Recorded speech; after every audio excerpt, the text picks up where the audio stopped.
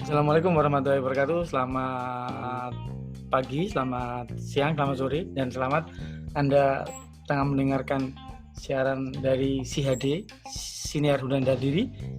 Nah, teman-teman yang sangat saya cintai, kali ini kita akan membicarakan satu buah buku puisi punyanya Pana Pramulia yang berjudul Ideologi Topi dan Kopi. Sudah ada dua narasumber kita, yaitu saudara penyunting buku ini, saudara Aam Kamil. Halo, saudara Aam Kamil. Halo, selamat pagi, selamat siang, selamat malam. Gimana hasilnya rapid test?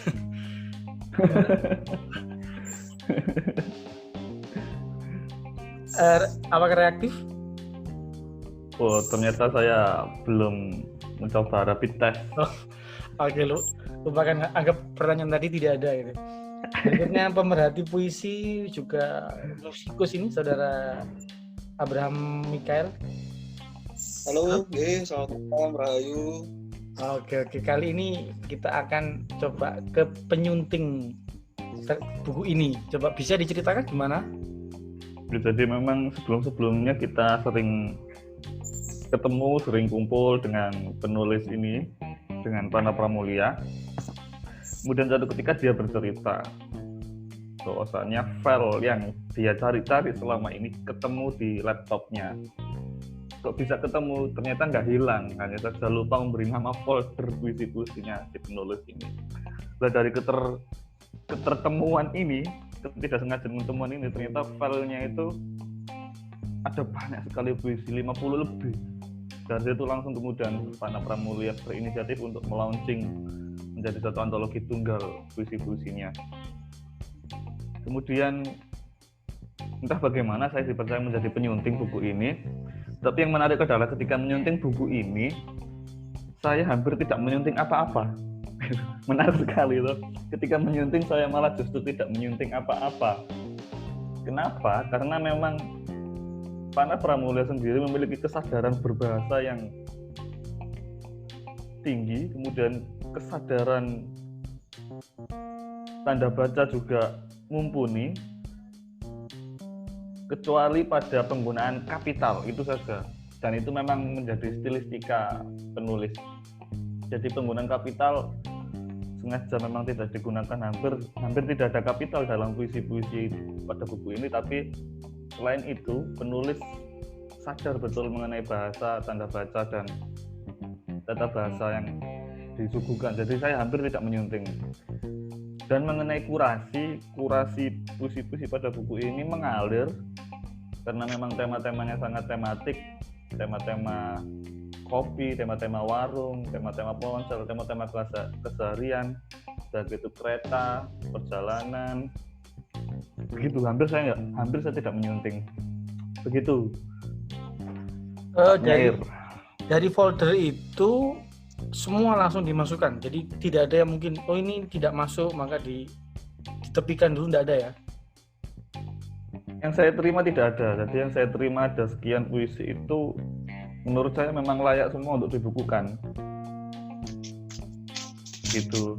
Oke, sekarang kita ke Pak Abraham Mikael gitu ya. Ini memberikan ilustrasi gambar sampul depan, ini gimana ceritanya?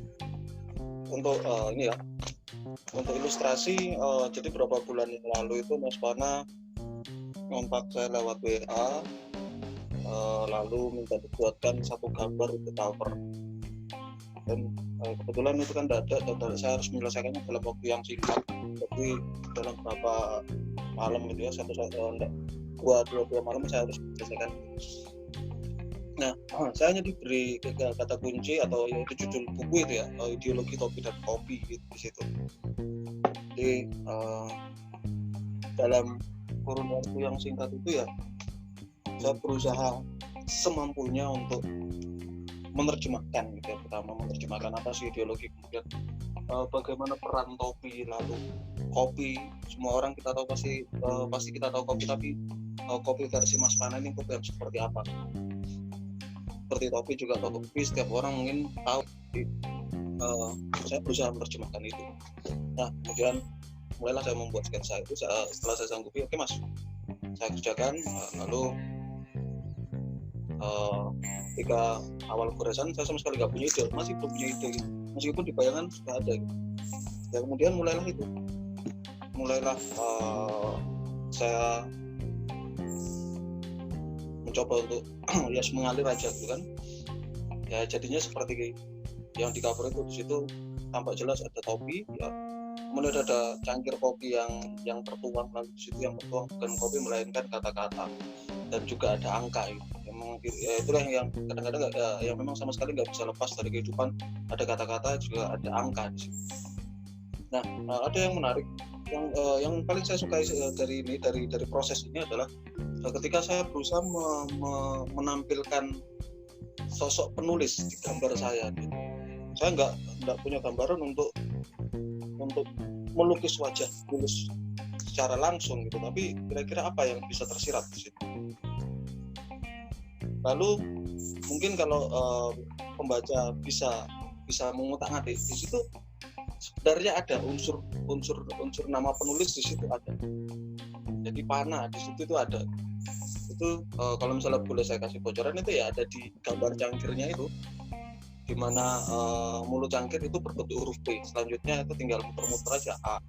Jadi bisa menjadi sebuah kode di situ.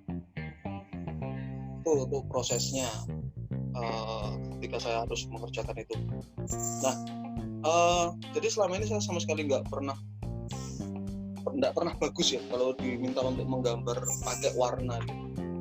Jadi memang kaku kalau harus pakai warna, mencampur warna ini, degradasi warna dan sebagainya. Saya belum sampai ke situ gitu. Tapi di sini saya mencoba kira-kira bagaimana yang cocok. Karena kalau untuk cover ya, kalau hitam putih saja itu kalau bagus oke, tapi menurut saya kemarin saya coba untuk hitam putihnya sendiri hasilnya kurang maksimal. Jadi saya coba untuk menampilkan warna-warna lain. Di situ ada warna merah, kemudian ada warna biru gitu. Ya hasilnya seperti yang bisa dilihat di cover buku tersebut. Ya, itu. Oke, terima kasih Pak Abraham. Nah ini kita hadir ini penyairnya, Saudara Pana Pramulia. Halo Saudara Pana Pramulia. Oke, sip. Ini masih di Madiun ya? Tetap masih. Oh, jadi untuk mencegah corona ditumbuhkan kumisnya gitu ya? Saudara Pana. Ya di Brewok kan new normal itu harus baru. Oh, harus baru gitu ya. Ini Saudara Pana Pramulia, ini kita sedang membicarakan ideologi topi dan kopi, sambil ada Pak Am Kamil, kemudian ada Saudara Abraham Mikael gitu. Nah, ya. Saya ingin sedikit ketika membaca prolognya ini menarik ini. Anda menyimpan puisi kemudian hilang kemudian ketemu lagi, ini gimana? Bisa diceritakan kepada teman-teman CAD ini? Ya kan antara tahun 2013 sampai 2016 saya kan menulis puisi itu di buku catatan kecil gitu ya. Yeah. Nah kemudian saya pindah di laptop. Kemudian saya taruh di folder, dan folder itu saya beri nama yang saya lupa. Yeah. Yang saya lupa pokoknya.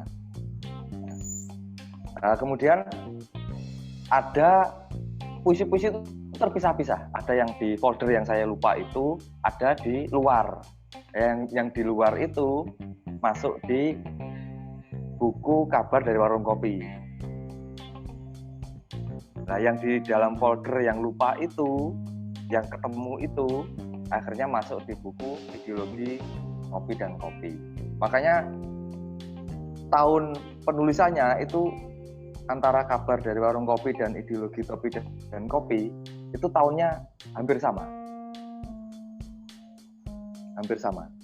tahun penulisan.